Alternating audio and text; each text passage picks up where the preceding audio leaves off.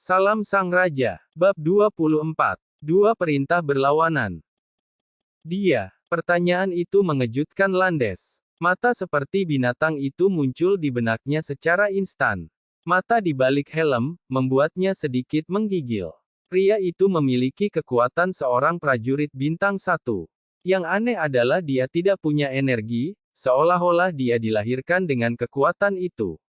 Landes berkata ketika dia mencoba mengingat apa yang telah terjadi. Dan juga, dia merasa seperti binatang buas yang tumbuh. Dilahirkan untuk berperang dan membunuh. Binatang buas. Ksatria bertopeng perak meletakkan cangkir dan akhirnya melihat Landes. Dia tertawa. Itu metafora yang menarik. Landes, bagaimana jika aku menangkap binatang buas ini dan mengirimnya ke Empire Colosseum? Bukankah itu akan lebih menarik?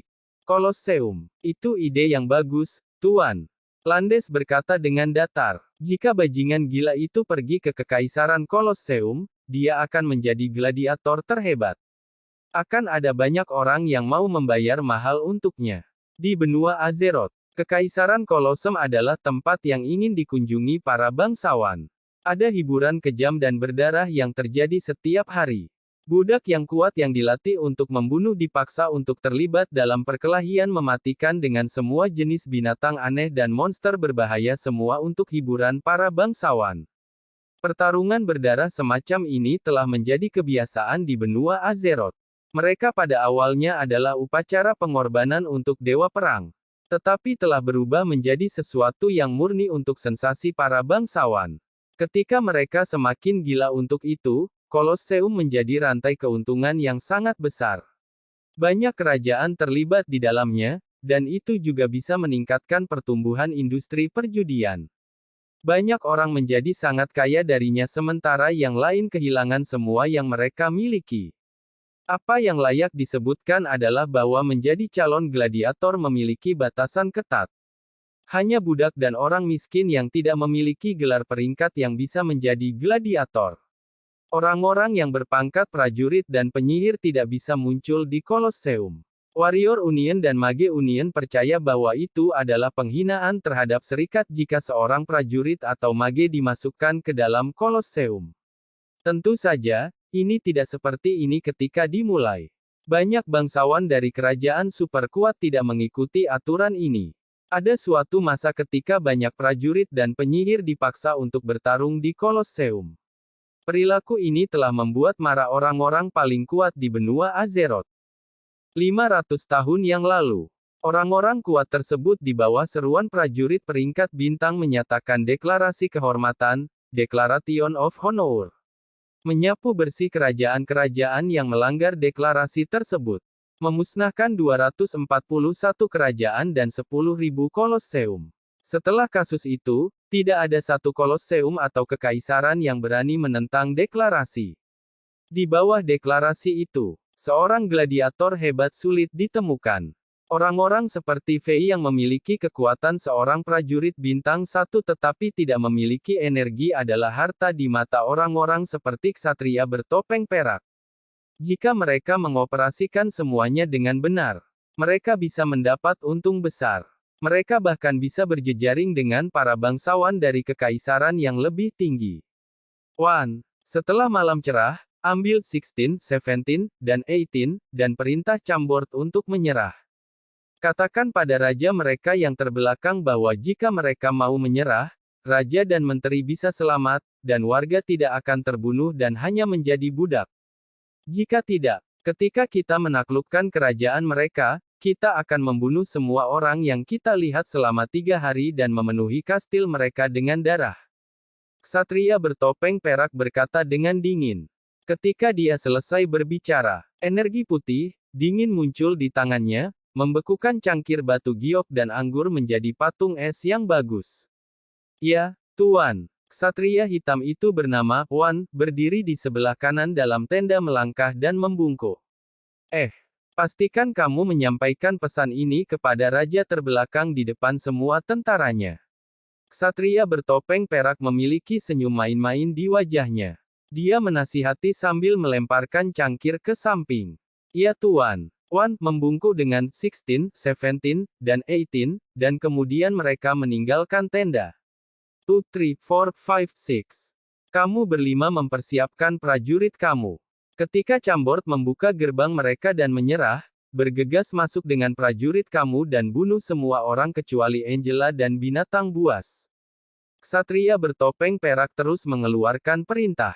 Perintah kedua sama sekali berbeda dari yang pertama. 5 ksatria hitam melangkah dan membungkuk untuk mematuhi perintah. Namun, mereka terkejut. Wan akan memberi Chambord jalan untuk bertahan hidup, tetapi ksatria bertopeng perak itu telah menetapkan perintah lain begitu cepat. Dia berusaha menipu Chambord selama ini. Waktunya ketat. Menurut rencana kami, Kastil Chambord harus ditaklukkan sesegera mungkin. Jika ini terus berlanjut, aku khawatir Zenith Empire akan tahu apa yang sedang terjadi. Kita harus melakukan ini. Seolah-olah ksatria bertopeng perak itu merasa ragu dalam pikiran bawahannya, dia menjelaskan sendiri. Setelah itu, dia berbalik dan berkata kepada Landes. Landes, aku harap kamu bisa melakukan apa yang kamu janjikan. Bawakan aku kepala prajurit bintang 3 itu. Siap, tuanku. Landes sangat percaya diri. Kalian semua menunggu perintah aku. Sekarang persiapkan dirimu. Saat matahari terbit, kita akan bertindak. Semua ksatria membungkuk dan siap untuk meninggalkan tenda. Tapi pada saat itu, tunggu. Penyihir yang pendiam dan misterius itu tiba-tiba menyela mereka. Pria itu menutupi wajahnya di bawah jubahnya. Dia mengangguk ke arah ksatria bertopeng perak sebagai penghormatan. Suaranya serak, seolah-olah seseorang menyeret pisau tumpul di atas batu kasar. Suara bernada tinggi terdengar mengerikan. Yang mulia, aku merasakan ada penyihir yang kuat di Kastil Chambord. Rencana kamu mungkin terganggu. Seorang penyihir. Ekspresi wajah ksatria bertopeng perak berubah. Seorang penyihir bisa sangat mengganggu pertempuran dengan mudah. Dia bertanya, Master, dapatkah kamu memberi tahu pangkat apa penyihir ini? Penyihir ini bersembunyi cukup dalam. Aku merasa dia berusaha bersembunyi dari sesuatu. Aku hanya merasakannya beberapa saat yang lalu. Dia ada di sekitar 3 bintang. 3 bintang. Ksatria bertopeng perak itu sedikit santai. Jika itu hanya penyihir bintang 3, ancamannya tidak terlalu bagus. Tapi aku masih berharap Master bisa membantuku besok saat itu tepat dan menghilangkan masalah ini. Baik, pria berjubah mengangguk. Aku akan. Tetapi bahkan jika itu hanya penyihir bintang 3, kerusakannya bisa sangat signifikan. Katakan pada pasukanmu untuk menjauh jika ada cedera yang tidak disengaja. Setelah mendengar penyihir misterius menerima permintaannya, ksatria bertopeng perak merasa lega. Dia tersenyum. Baiklah guru. Kamu dapat melakukan apapun yang kamu inginkan. Jangan merusak eksterior dan dinding pertahanan Chambord. Penyihir misterius itu mengangguk lagi. Dia kembali diam ketika energi dingin yang dingin mengelilinginya sekali lagi. Angin sepoi-sepoi yang dingin menusuk tulang. Fei menggigil saat dia membuka matanya. Oh sial, aku sedang berjaga malam. Batuk, batuk. Aku ketiduran. Musuh tidak menyerang, kan? Dia sedikit takut. Saat dia berpikir, dia mencium aroma yang samar. Dia berbalik dan terkejut mengetahui bahwa Angela yang cantik sedang duduk di sampingnya. Namun, dia tertidur dan berbaring di dinding batu yang dingin. Seolah gadis itu merasa dingin dalam mimpinya. Dia memegang lututnya erat-erat sambil menekuk punggungnya. Embun kristal telah membasahi ujung rambutnya. Dia tersenyum seolah sedang bermimpi indah.